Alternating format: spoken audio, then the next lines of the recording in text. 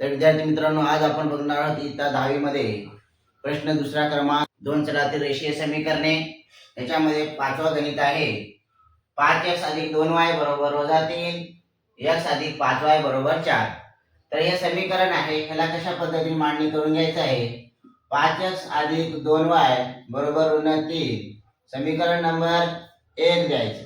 काय द्यायचं? समीकरण नंबर 1 लिहायचं। x = 4 - 5y समीकरण नंबर 2। x = 4 - 5y ही किंमत समीकरण 1 मध्ये ठेवू। त्यानंतर बघा, समीकरण नंबर 5x + 2y = -3 या पद्धतीने लिहून घ्यायचं आहे। त्याच्यानंतर 5x ची किंमत काय विद्यार्थी मित्रांनो, ते लक्षात घ्या। 4 - 5y + 2y = -3 या पद्धतीने आपल्याला लिहून घेणं गरजेचं आहे। आता काय करायचं, मग गुणाकार करायचे, कंस सोडून घ्यायचा। 5 × 20 - 5 × 5 = 25y + 2y - 3 या पद्धतीने आपण मांडणी करून घ्यायचं आहे। तर आता काय करायचं बाळांनो, 20 वजा, आता बघा इथं वजा इथं अधिक आहे, या दोघांची काय होते, वजा अधिक वजा। बघा लक्षात घ्या, नियम आहे वजा अधिक वजा होणार आहे। तर 25 मधून 2y गेले तर राहणार किती, मग -23y = -3। तर इथपर्यंत आलेलं आहे बाळांनो।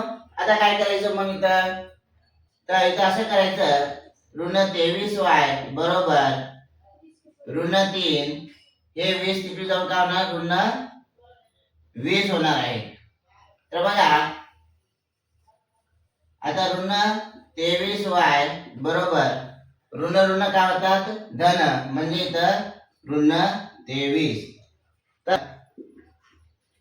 -23 भागिले -23 y बरोबर 23 × 23 y बरोबर 1 ही किंमत आलेली आहे।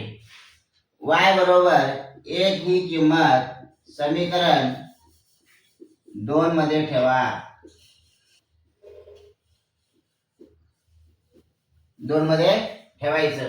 मग 2 नंबर कुठे आहे समीकरण, या ठिकाणी बघा।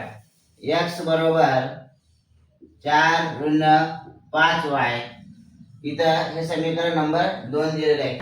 x बरोबर 4 - 5 y ची किंमत किती आहे बाळांनो, 1 आहे, तर गुणिले 1। x बरोबर 4 वजा 5 × 5 म्हणजे x बरोबर 4 मधून 5 जात नाही, म्हणून 5 मधून 4 गेले समजा, तर या ठिकाणी मोठ्याचं चिन्ह, म्हणजे x बरोबर -1 आलेलं आहे।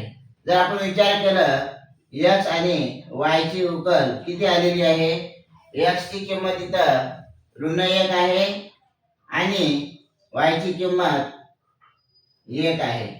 तर बाळांनो, अशा पद्धतीने गणित आपल्याला सोडून घेणं गरजेचं